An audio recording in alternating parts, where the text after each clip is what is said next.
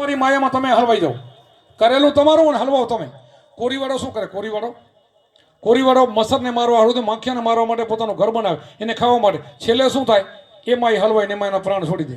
તો આપણી એની દશા છે. આપણી બધી પેઢીઓને એમાં ને એમાં ગયો.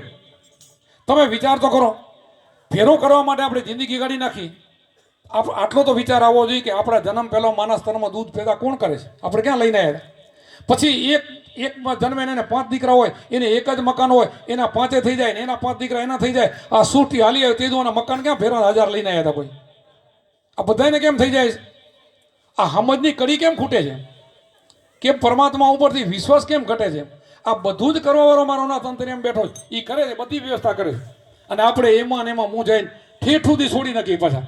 આમ તો જગતમાં એમ છે, આપણે શાસ્ત્રોમાં છે કે 50 વર્ષ પછી વાનપ્રસ્થ થઈને જંગલમાં તપ કરવાનું અને નીકળી જવાનું ઘર મેલીને. આપણે 50 સુધી ક્યાં મેલીએ છીએ?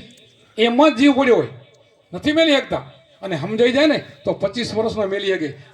ધંધો કરતો કરતો મેલે કે મારું નથી, કાંઈ છે નહીં એવું કરીને અમારા છોકરા બધા મેલીને ફરે. તમે વિચાર તો કરો, આ જામનગરના છોકરા અહીંયા આવ્યા અત્યારે, બોલો આવ્યા.